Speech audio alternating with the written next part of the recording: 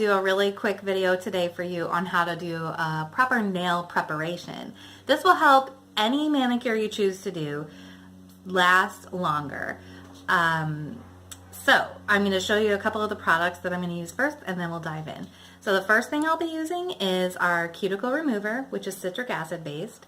I'm going to use a stainless steel cuticle spoon to push back my cuticles. I am going to possibly use this cuticle trimmer to trim off any flyers, a buffing block, a glass nail file, and lastly our nail prep cleanser. So the very first step, which I did not videotape, was me washing my hands. That's the very first step, is getting rid of any oils on your fingertips or on your nails. So the best tool to use for that actually turns out to be dish soap. That soap is specifically formulated to cut through grease and oil. And so when you wash your hands, you just do the normal hand washing, but then you really want to concentrate on scrubbing your nails. And then when you're done, you pat your hands dry so you don't, rub off oils out of all of your skin. You still want your hands looking nice and healthy, but then you use the towel to rub dry your nails, and that also helps push your cuticles back and get rid of any excess debris on your nails. I like to use our citric acid based cuticle remover. It's in this handy little pen, and you just click it until a little bit of fluid starts to formulate at the tip of the pen, and then you just dab it into place on your cuticles. And since it's citric acid based, I don't have to worry about what chemicals are in this. It doesn't have any scent, so you can use this in any environment without worrying about bothering your neighbors or anybody around you who might be scent sensitive, or if you're pregnant even. I mean, scents can be really bothersome when you're pregnant, and toxic chemicals. So this is something you don't have to worry about for any situation. And you'll notice that I'm kind of also painting this inside on my nail. So that's because what I'm specifically trying to accomplish through the use of our cuticle remover is removing the invisible cuticle, which sounds like some sort of crazy superhero thing, like my superpower is I have invisible cuticles. But it's actually a real thing. Everybody has it. Basically, it's where your cuticle is growing out all around the edge of your nail, and it's not very visible. Technically, it could be visible as a little bit of white flakiness around the inside of your nail, but it's usually not something that people can even notice unless you're really looking for it, or once you start pushing back your cuticles, that's when you really notice it. So I like to put the cuticle remover on first. It softens up and loosens that invisible cuticle, and then I use my stainless steel spoon to push it back. And this just helps get rid of, obviously, the cuticle and anything that might be getting in the way. And I'll just kind of try and show you here. So you can see this white stuff coming up. That is, there's a little fuzzy in there, but the white stuff is the invisible cuticle that was all on my actual nail. So I'm not removing the cuticle that you can see, which is that ridge at the base of your nail. I'm just removing in the cuticle that is less obvious to see all the way around the inside of your nail. So the only trouble that an invisible cuticle can provide is in a manicure. If your nail polish, your gel, your color cure, or your nail wrap is adhered to an invisible cuticle, then that means it's not adhered to your nail. And I think you can see what the problem might be, is that it's then not a flat sealed surface. So then water, oil, food, lotion, soap, debris of any sort can get underneath and can lead to premature chipping. So we just want to make sure we don't have that problem.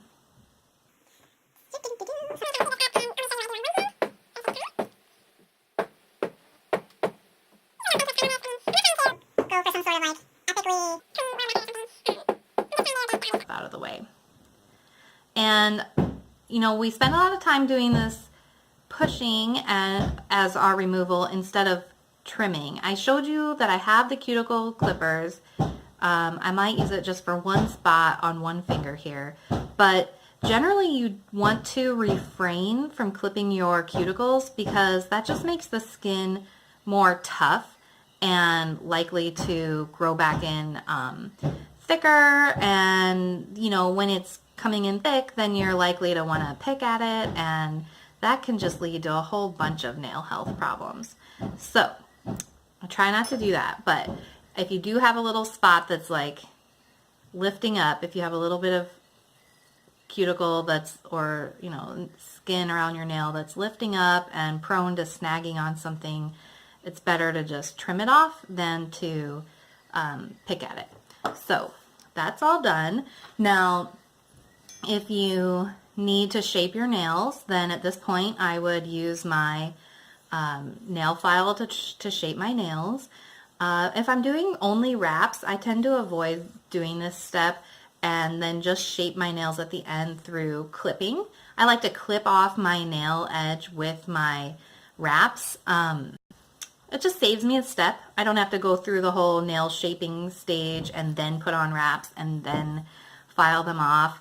I just put on wraps and then clip them off and shape at the same time. But I'm going to end up doing a little bit of wraps and a little bit of color cure, and so I'm going to shape my nails a little bit here. I love to use this glass nail file. Glass nail files are the best. They are not too coarse, so they're not going to like tear up your nail, especially if you have really fine nails. If they're soft or prone to peeling, the glass nail file is exactly what you want to use because it's a really fine grit, but it's also really hard. So it's got that strength and durability to actually file your nail, but because it's so fine grained, it's not going to do any damage to your nail. It's not going to tear apart your nail while you're filing it, which is really a really important factor for people who have soft and peely nails.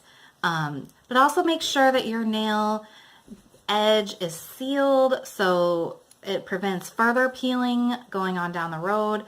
You know, if you're using a coarse grained emery board for this step, you just kind of leave these little micro tears in the edge of your nail, and it can lead to peeling down the road. So I really recommend the glass nail file. Plus, they don't go bad because glass is so hard, it's never gonna wear down like an emery board. You know, emery boards, eventually you have to throw them away and get a new one. Glass nail files don't have that problem. You can use it forever, and if you ever feel like it might be getting dull, you probably just need to clean it. You can clean it with soap and water, and sometimes usually between manicures, I just wipe mine down with the nail cleanser, and that keeps it, you know, it just gets the debris out of those grooves and keeps it in perfect filing condition for any time I need to do a quick mani. Plus, this comes in really handy for finishing off your wrap manicure. I love it for the finishing step with my wraps as well. And just finishing this last nail.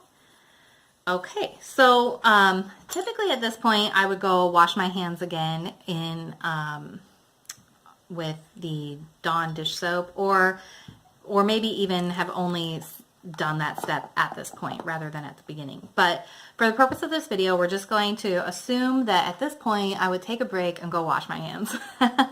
And now I'm just gonna wipe them clean. Oh, I should mention, I don't really need to do this step, but if you have really oily nails, or if you're prone to having your nail polish or nail wraps just slide off or not bond very well, one step you might like to take is to buff your nails a little bit, just to get a little bit of texture into your nails before you do your manicure. It gives the whatever product you're using just a little bit of an extra advantage to grip onto your nail. I guess this step would also come in handy if you had any peeling and you wanted to just sort of smooth out that peeling layer. So then you would wash your hands, dry them really good, rubbing the nail beds, and then use the nail prep cleanser, which comes in this handy no spill bottle, right? Super handy for those of us who are just talk with our hands and push everything out of the way on accident. And you just wipe down your nails, concentrating really well on getting around the cuticle. Again, we're just trying to get any remaining oil off, any debris from buffing or from when we were pushing our cuticles back. And that's really the last step. So after this, you're ready to do your manicure. And hopefully this will help you extend your manicure and have fewer chips. If you have any questions at all, comment below and I will put a link to all these products as well down below. Thanks!